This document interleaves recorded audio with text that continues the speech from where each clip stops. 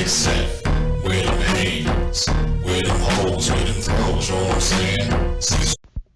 I have tried to record this video 3 times already, so I'm going to try to make this as quick as possible. So this is sort of a reaction, I guess, response slash commentary on part of a Sergeant Willie Pete video that I saw.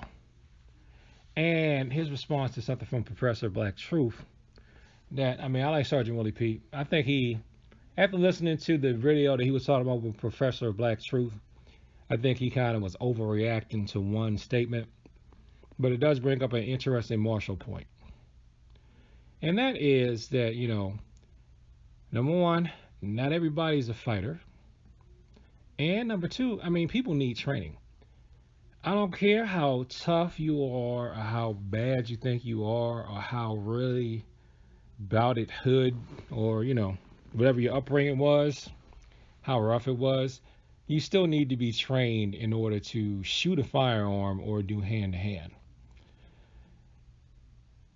That's why armies have a boot camp. That's why when they take civilians and turn them into soldiers, they have to go through a process to turn them into a soldier. Because, well, I'll just talk about my own journey, because I did go through a boot camp for military. So one thing I noticed is there are parts of boot camp, like if you come from, like I'd say for lack of a better term, a combative background, there's going to be parts of the training that you're going to excel at better than others. But then there are going to be parts of training that you're going to be horrible at. Like in my case, I was really, really good at the hand-to-hand stuff because I had taken some karate lessons in high school, and then come to find out, I didn't find this out until much later in life, a lot of people in my family had done some sort of martial art or combat sport, so it's kind of like a family thing with us, which is why, you know, my mother knew so much about who to guide me towards whenever I had finally worn her down with pestering her for lessons. But I wasn't that great at shooting because my particular part of the family, we didn't shoot that much. Because my mother didn't want us shooting because she was worried about us getting shot by police, even back then. But there were other people there who were terrible at hand-to-hand, but they were really great shots. Awesome shots, really great on the rifle range. And then you had some guys who were really, really, really good at fitness because they came from a family where they worked out all the time. Well, it's like they worked out with my dad. I worked out with my dad. My dad, this, my dad. My dad used to run with me at the lake. I remember that guy. One dude that could box. Well, my dad, you know, he told me how to box. And, you know, when we did the second half of boot camp and I got in the ring with him, as bad as I thought I was, dude lit me up. I'm glad he was nice. I should say his name here, but, you know, I don't think he would mind. But anyway, it starts with a G, if you're wondering if this is the Washington that you knew in boot camp. The guy I'm talking about, his name started with a G, ended with an N. Dude lit me up. But I'm glad because that's why I was able to win my amateur boxing match, because I got some tutoring from him. So, you know, you're not as tough as you think you are, especially if you don't have a lot of street time. And another thing, Sergeant Willie Pete was saying that some of these guys are supposed to be, you know, hood or whatever. They act like they're scared when they feel the vibration and the concussion of the guns being shot at the gun range. Well, yeah, the average person doesn't shoot guns all the time, Sergeant Willie Pete. The average person, period, doesn't fight all the time. If you ever read that book on killing, I think it's On Killing by Gavin DeBecker. It's either, I can't remember if it's Neil Grossman or Gavin DeBecker. Just get the book On Killing. People have an aversion to hurting people, your normal person, your average person. They have to overcome that. One thing I found, just like with in my own case, you'll have other people who, especially like when they're young, they may have the aversion to killing, but they may not have the aversion to hurting another person. But then a lot of times, if they do it, the emotions just like somebody just opens up a floodgate and all this chaos comes out. And you don't need that either. You need to be able to respond with an appropriate and reasonable amount of force. And that's what training does. That's what your classical martial arts training does.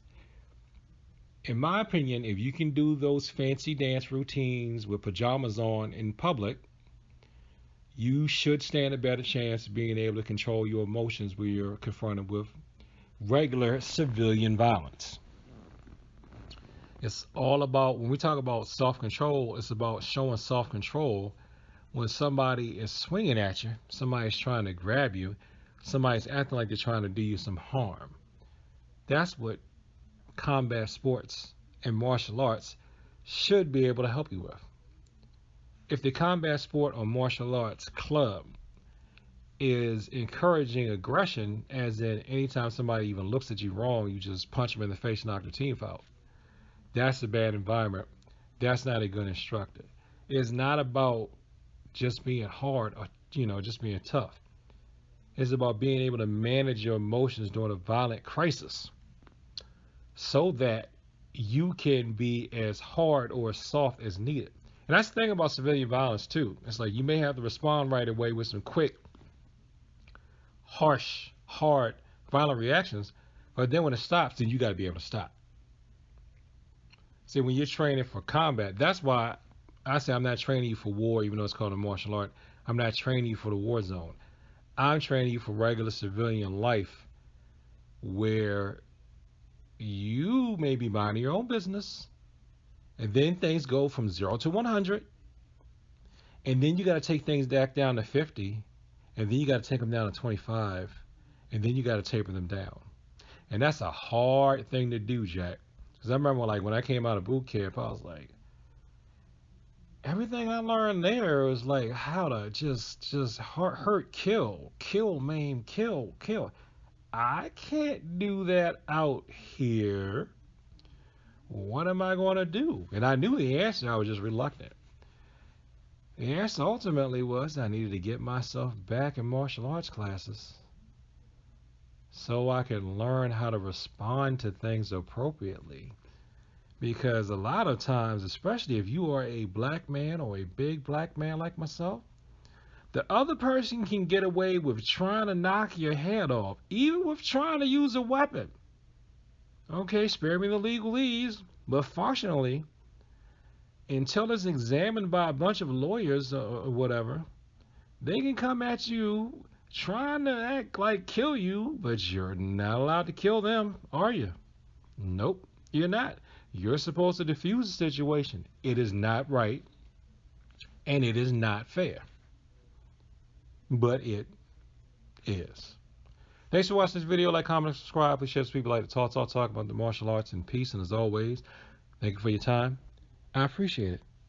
And remember, you're not as tough as you think you are. You need training. I need training. Peace.